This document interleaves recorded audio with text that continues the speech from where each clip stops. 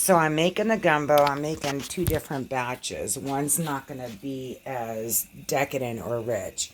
This one here is more of a Weight Watchers version. And the secret of making this roux is to keep yourself from burning it. This one is going to be the Weight Watchers version, although it still has the same amount of fat. You know, when you make a roux, it's fat and flour. And so this time I decided to incorporate some of the sausage fat that I made, because I'm doing ground pork sausage with this and also kielbasa sausage. And they say to make a Cajun style roux, you get this to the color of like milk chocolate or coffee. This one is not going to have the sausage in it, although I did put the sausage fat to flavor it. It's going to have the turkey, and then I'm adding shrimp, which are both supposedly 0 point. As you could see, this goes real quick, the color, so you got to stir it to keep it from burning. This is not quite milk chocolate yet, but I turned the flame down to keep it from burning. This one I'm stirring now. This is a bigger pot. And I'm just stirring to keep it from burning.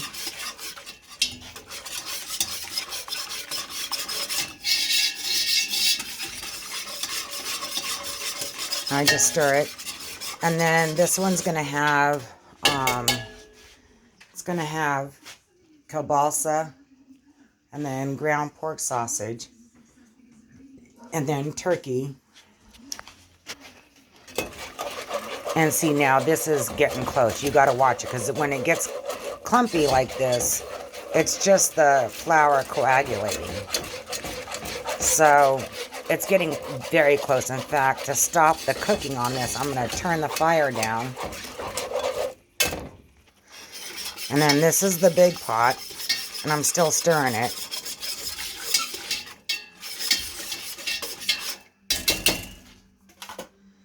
Okay. And then to stop the cooking on this one, you put all the veggies in. So this is the big pot one. Well, I'm videoing, honey. And you got to watch it, because it'll go quick. So you just got to keep stirring it to keep it from going too quick or burning it.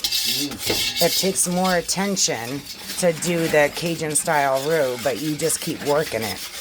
And this time I added not just the sausage fat or the vegetable oil, which the recipe required, but to give it a more deeper flavor profile, I added the sausage fat from sauteing the sausage, the two sausages, and I added butter. Now, as you can see, this is getting darker. So, as you can see, the color has gone real quick. You got to watch these roux. You got to like stir it to keep from burning it and getting the right color. So now, what I do is to keep it from burning is see, this is like a coffee look now.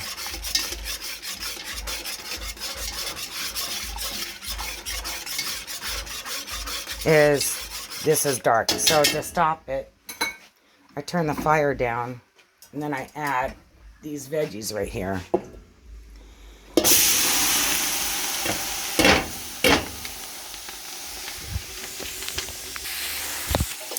So I added the veggies, and I'm just mixing it into the roux. There's two purposes for that.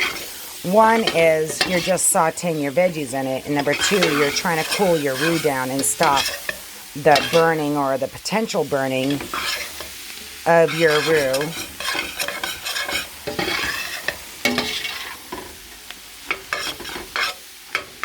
Okay. That takes some time. This is my dorky puppy.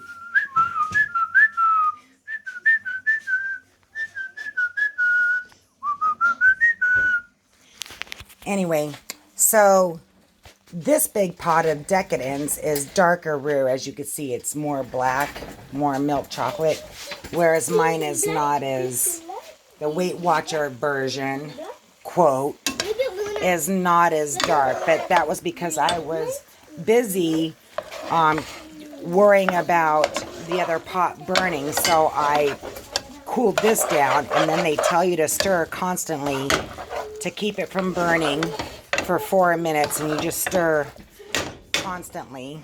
And then this one, stir constantly, and then you add your seasonings, your stock, your meats. So this is going.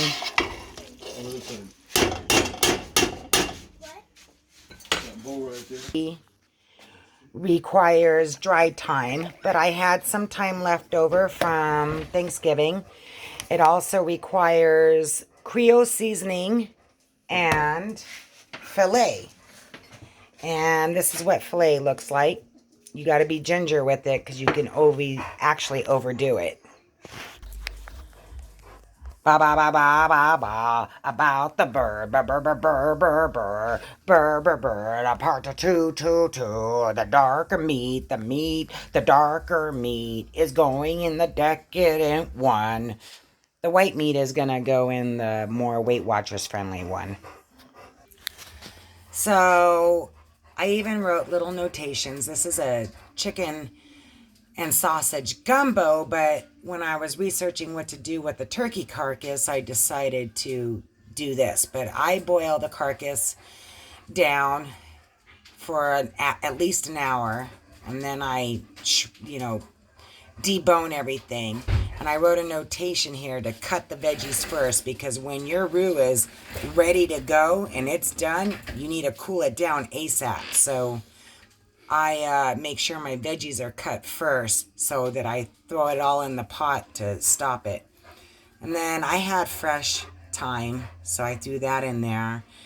And I threw all the turkey that was left over that was frozen. And white meat is always a good option because no one likes to eat leftover white meat. Turkey white meat, because it's dry, so throwing it in a soup is always a good option. And this is the more decadent pot. I put the dark meat in this one. It has more points for Weight Watchers, so I usually put the legs and the wings and the thighs and that. And then this one here has a lot of the turkey breast, and I did throw a wing in here just to give it a little more flavor depth profile. And you get this to a boil and you just bump it down.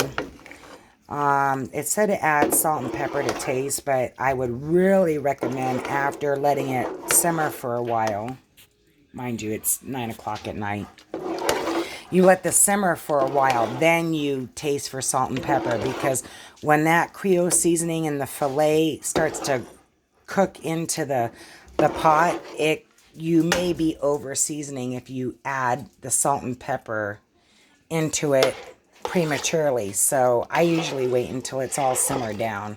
And then, of course, for the Weight Watchers one, I don't even know where it's at now. For the Weight Watchers one, I got some shrimpies, 0 point. And nothing crazy. It's only, half a pound here. And I'm going to throw that in this pot just to thicken it up. Mine's kind of watery, or the Weight Watchers one, the less decadent one, is kind of watery. But even if I freeze the roux or the broth and then, make a notation in my plastic baggie to add, chicken breast or sauteed chicken breast or boiled chicken, or add shrimp to it. At least I have a good base here. So that's it. That was the big secret deal here.